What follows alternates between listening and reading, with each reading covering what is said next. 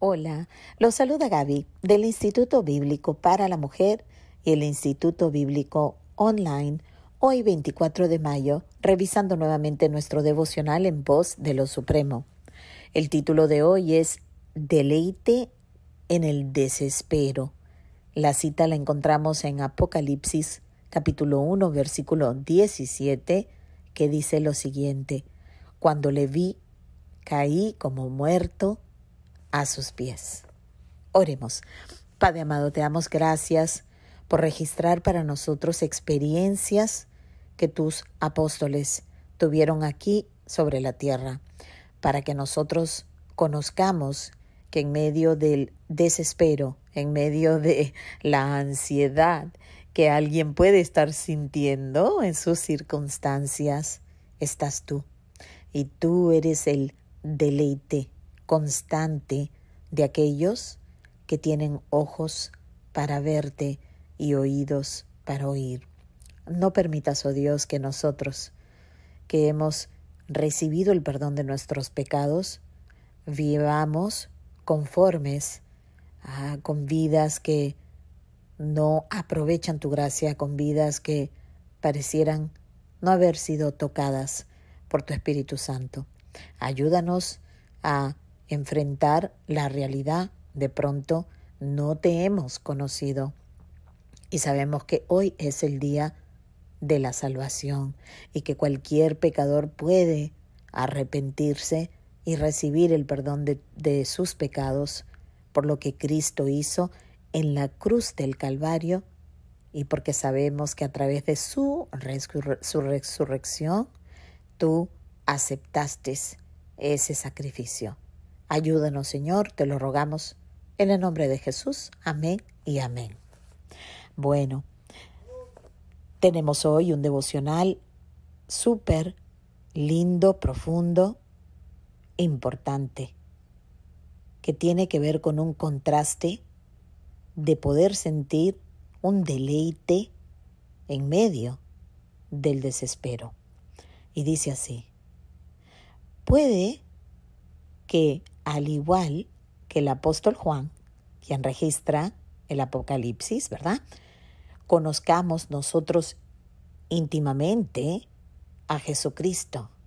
Sin embargo, cuando Él se nos aparece repentinamente con alguna característica totalmente desconocida para nosotros, lo único que nos queda en un momento así es, como el apóstol Juan, caer como muerto a sus pies.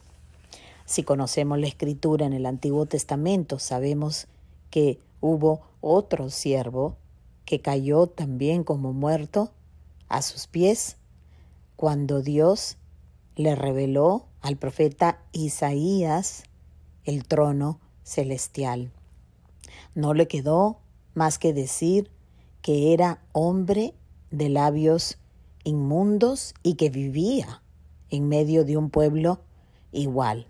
O sea que no le quedó más que reconocer ante la santidad de Dios, ante la majestad de Dios, que realmente Él era quien era.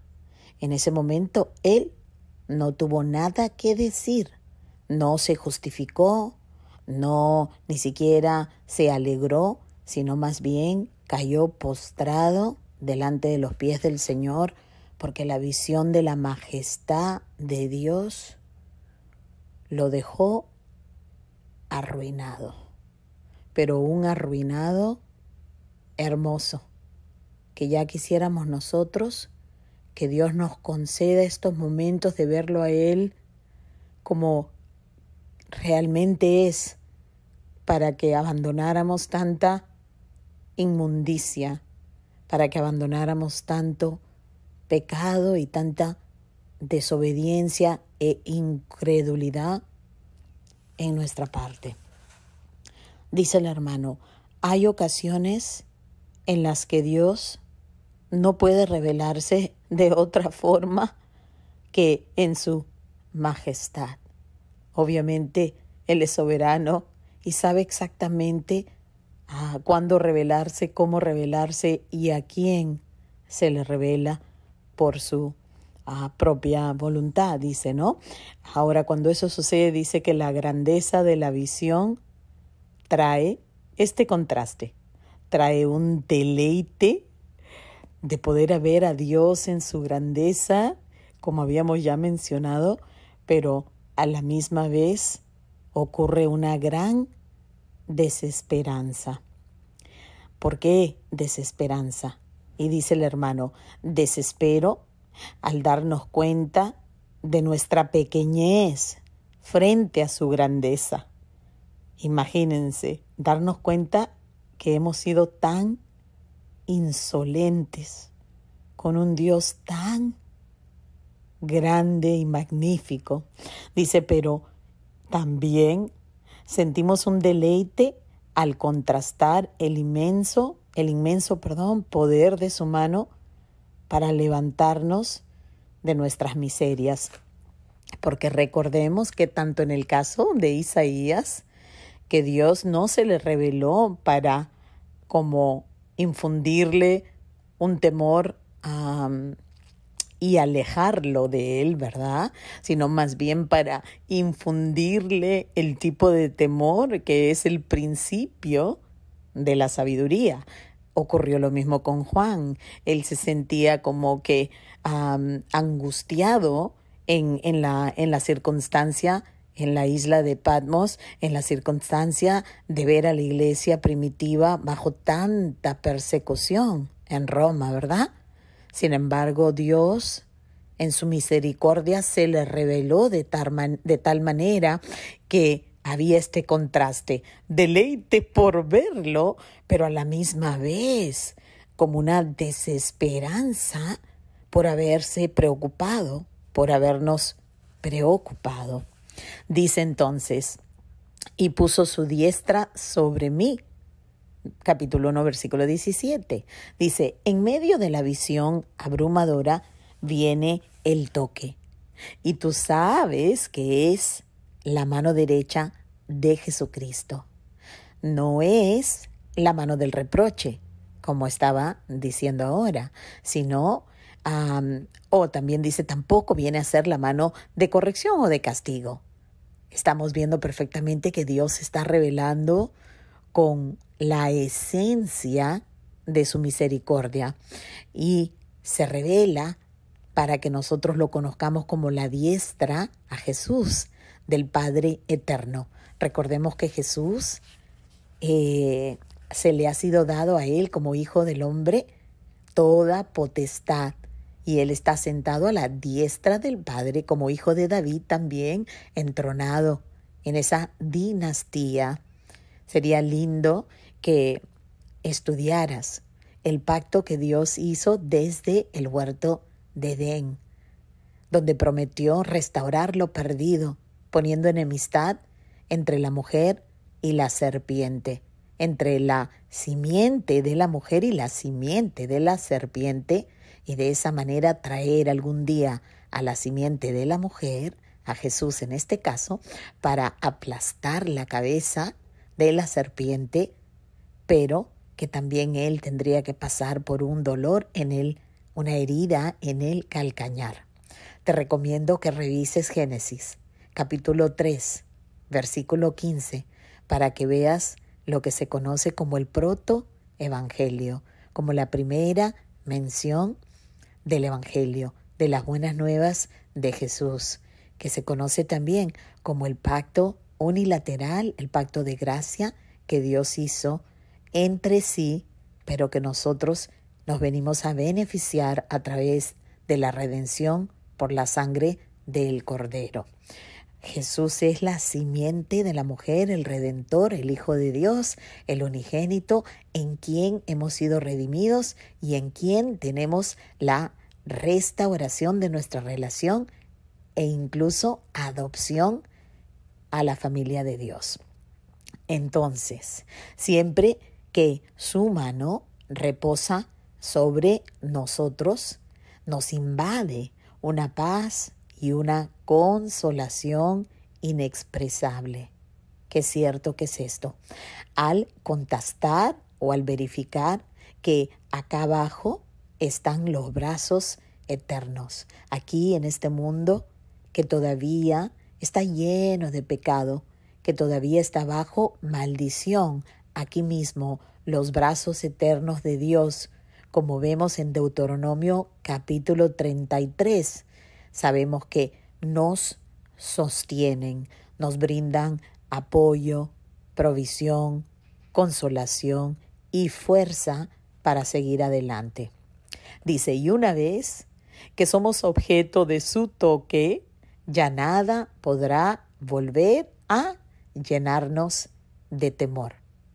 Qué cierto es esto para aquellos que hemos vivido este milagro.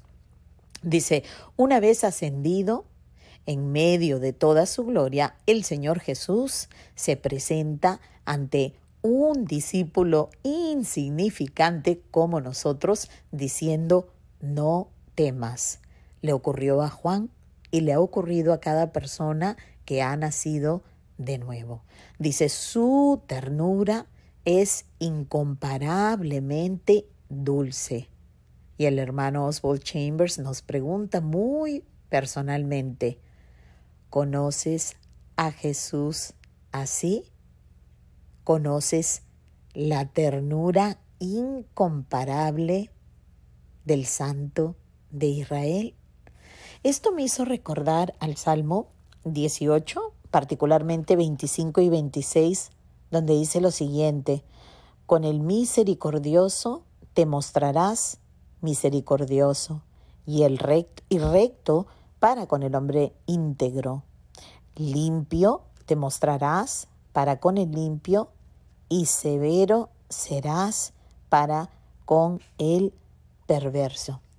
Ahora, ¿qué quiere decir eso? ¿Que Dios es distinto para distintas personas y que Dios cambia y varía? No, lo que quiere decir es que tristemente nuestra pecaminosidad, nuestra necedad hace que nosotros veamos a Dios a través de nuestros ojos corruptos, desde nuestra perspectiva caída y pecaminosa. Entonces, si no conoces a Jesús con esa ternura impresionante, no tiene nada que ver con Él, tiene todo que ver contigo. Entonces nos dice el hermano, echa una mirada a algunas de las cosas que son causa de desazón. O sea, observa lo que está sucediendo en tu vida. ¿Por qué ves a Dios como lo ves? Si es que no lo ves como lo está presentando aquí el hermano. Dice, hay un tipo de desespero que no comporta, que no trae con sí, ¿verdad?, ningún goce, que carece de futuro y no ve más allá.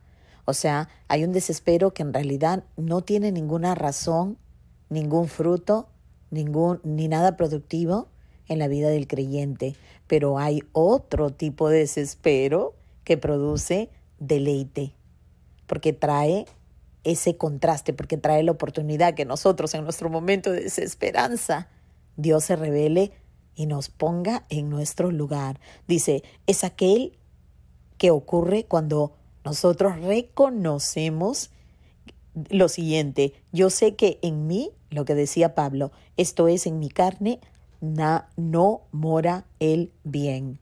Debemos llegar a ese lugar, mientras nosotros nos estemos justificando delante del Señor por eso que estamos en desespero, en lugar de poder deleitarnos en esa triste realidad. Dice, pero me deleito en saber que lo malo que hay en mí caerá postrado delante de Dios cuando Él se me revele, y cuando sea levantado, lo seré por su mano. Dios está presente para nosotros. Lo que pasa es que nosotros somos sumamente rebeldes y arrogantes y no queremos bajar la cabeza.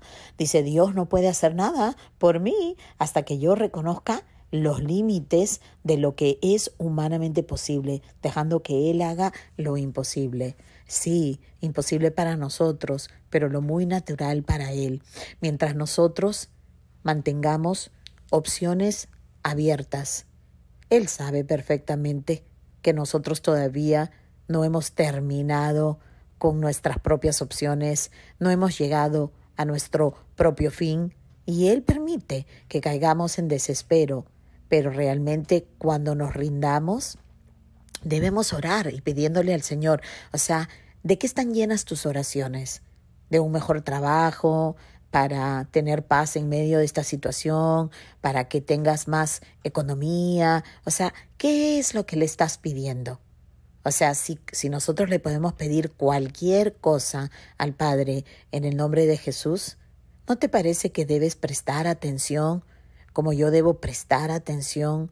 O sea, ¿cuáles son nuestras peticiones? Porque las mismas peticiones dejan mucho que decir. Por eso es bueno que oremos con otras personas, porque a veces necesitamos que otras personas nos digan, hermanos, ¿escuchas tus propias peticiones como son todo en lo natural y no tienen nada que ver con el reino de Dios y su justicia? Bueno, por eso que nos podemos hacer tanto bien cuando estamos congregados con personas que son reales, con personas que realmente son transparentes y están queriendo caminar con el Señor.